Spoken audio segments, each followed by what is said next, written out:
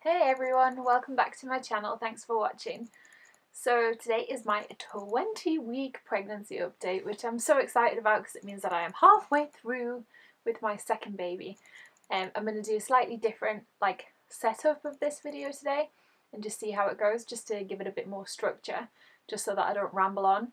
So I'm just going to set a few basic questions and then I'm going to answer them just so I don't lose my trail of thought. So I hope you enjoy. So the size of the baby this week. This is actually the first week, apparently, that the baby can be measured from head all the way down to the toe instead of just head to rump or bottom. So that's nice. And apparently she is the size of a small banana, which on average is 25 centimetres, and she weighs around 300 grams, or yeah, 300 grams. I was going to give it in ounces, but then I was like, I don't know my ounces. Yeah, so the baby apparently at this stage is starting to plump out a bit.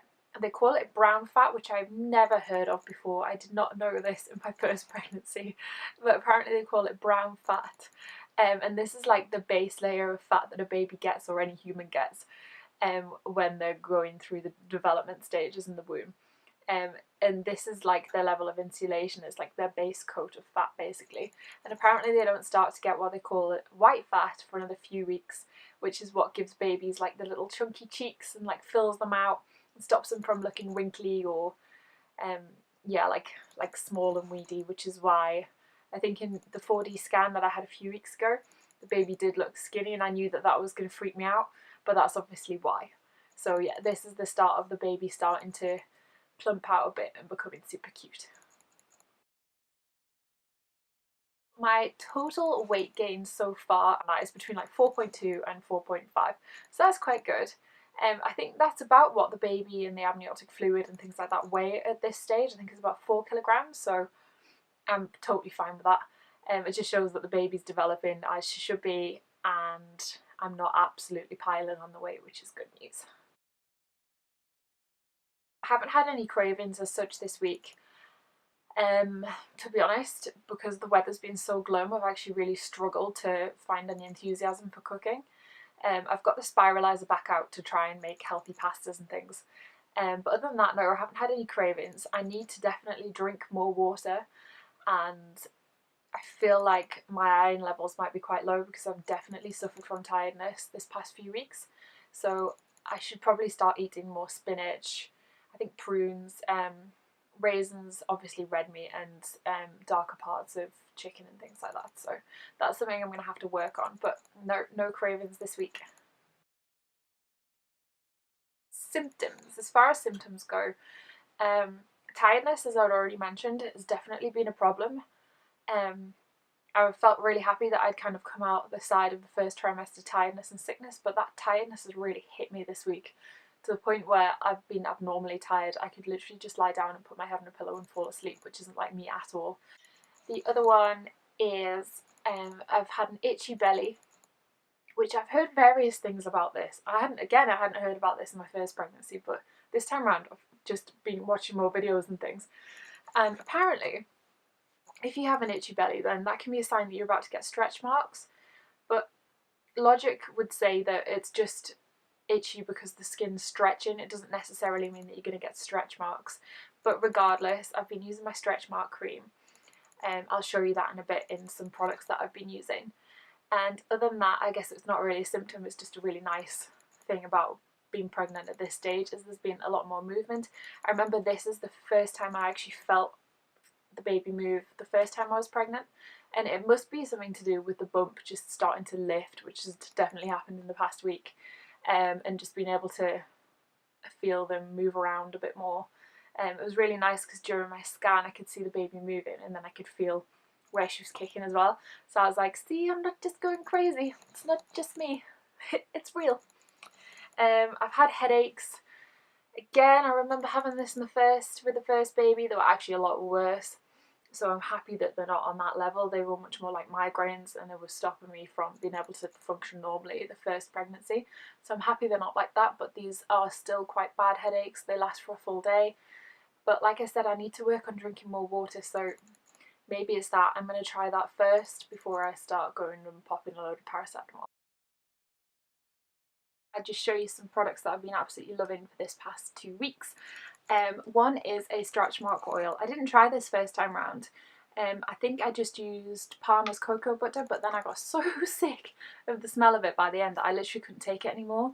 I think it was their tummy like balm, which it feels really nice. I could only use it on a night time because if I put my over the bump jeans on, then it would get really itchy. Anyway, so I thought I'd try this one. It's Asda's own Nspa mum-to-be nourishing stretch mark oil with rosehip oil, vitamin A, vitamin E, hypoallergenic. It just comes in a 150ml bottle. It was actually on offer when I bought it. I think it was half price, so that was a really good find because I really wanted to try it anyway. So far I found that really nice. I can use that underneath my pregnancy jeans and it doesn't cause any irritation. It just sinks in. Haven't had any problems with it, so fingers crossed it works. And I've been using the Body Shop Spa of the World Ethiopian Green Coffee Firming Body Cream. Comes in a 50ml. It is quite a thick cream, but it has that kind of like gel texture. So it just is that like that. It's really like smooth, glossy, and almost like it's like gel water, but then it feels so hydrating and like nourishing. It smells really good too. It doesn't smell like coffee. It smells really fresh. I don't really know how to describe it. Just really fresh. It does smell more like a spa product. This is also a firming body cream. I haven't been using this on my bump because I've been using the oil, but I have been using this on the tops of my arms, across my chest, and on the boobage area, just because I found that last time actually I didn't get any stretch marks on my stomach, but I got stretch marks on my boobs, which I can completely understand because I'm actually quite flat chested. But then I went all the way from like a B cup all the way up to a double D E at one stage. I actually think my boobs probably stretch more than my stomach. So I thought, yeah, I'd try this out this time. And if anything, it just smells really good and it's nice in this cold, damp weather just to feel nourished anyway, isn't it? So similar to that, I used this before, but I'm just loving it even more now. I normally get bored of products, but this is something that I just repurchase again and again. It's Soap and Glory's Beauty Sleep Accelerator Night and Flight Moisture Miracle. Comes in a little pot. It is 45ml. Again, it's quite a thick cream. I've nearly run out of this one again. It smells so good. I think it smells like peaches. It does smell like peaches. This I love on holiday when your skin's like really dried out from the sun, but it has been an absolute lifesaver whilst I've been pregnant because normally I get eczema. Last time I got eczema all under my eyes, down my neck, down my legs. This time I managed to escape it, and I'm pretty sure a lot of it is to do with this. I just apply this on a night time, on a day if I'm feeling really dry and I'm not going to wear any makeup, but I really recommend that. Top that's getting too small.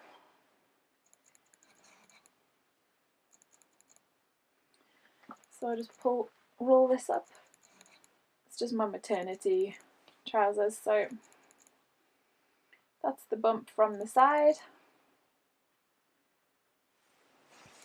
And from the front. So to me, I've definitely changed shape quite a bit in the past 2 weeks.